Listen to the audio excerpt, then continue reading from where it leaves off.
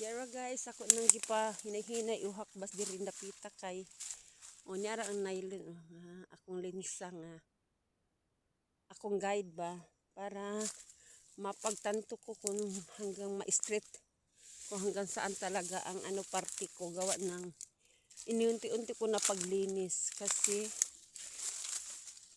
para magawa nga namin ng ano to.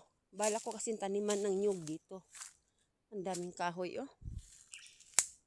Nyug ba na pang para mataniman ko ng nyug.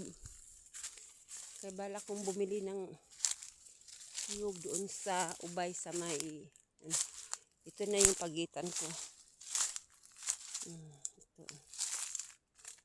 Ito hanggang doon. Yan ang isang parte.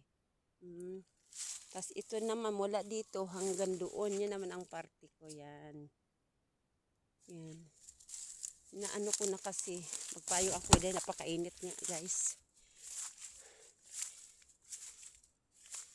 Inaano ko kung okay na ba. Kasi kahapon nagpuntas yung may nag-ano dito kahapon. Pilalinisan ko. Unti-unti ko na pililinisan gawa ng para mapatanto ko kung saan ako banda magtanim ng mga nyug. Taniman ko to ng nyug. Ito na, hindi pa rin natapos yung ano, barbwire.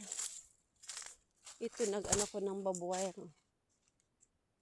Ito na yun. Hindi pwede pa ganitong kawayan kasi mas maganda yung barbwire. Pero daw napakahirap kasi gawin ito dahil alam niyo naman, hindi matuwid. Pero mas tutuwid ito kung meron sanang ano, yung anong tawag niyang panghigpit na hilain mo lang para humigpit.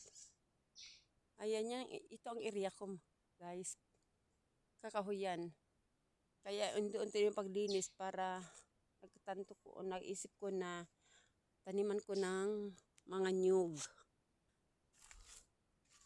So nagpayong-payong ako dito dahil napakainit. Ito ang ano ko, area ko.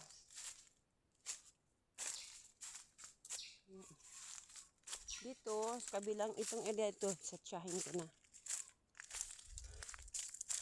Yan guys, so meron ako ipakita sa inyo. Ano ito? Bahay ng, ito ba? Ano to? Bahay ng ibon. Hello guys. Pauwi na ako. Dito ako nadaan sa kabila. Kaya ipapakita ko sa inyo yung lawak na mga pwede mapagtaniman dito. Gaya na lang dito. Yan guys.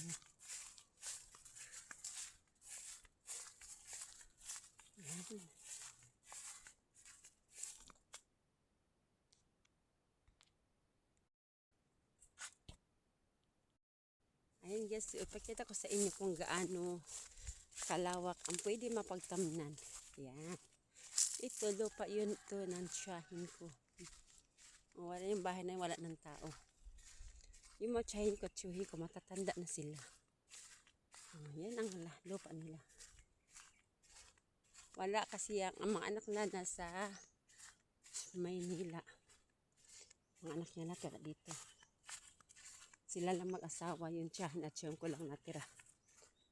Ayan. Ang kanang kalabaw. Ayan. Ayan. Ganito kadalas ang buhay probinsya, ang tanawin sa bahay probinsya. Ayan guys. Ano kalawak yung lupa nila na tiwangwang na walang na tanim kasi matatanda na sila. Hindi na pwede sila mag-ano ng lupa. Dahil may mga edad na. Yung mga anak na nasa malayong lugar.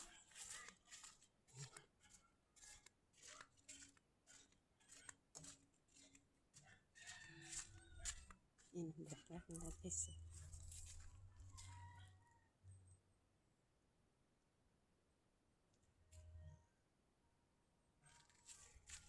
Sila lang dalawa dito.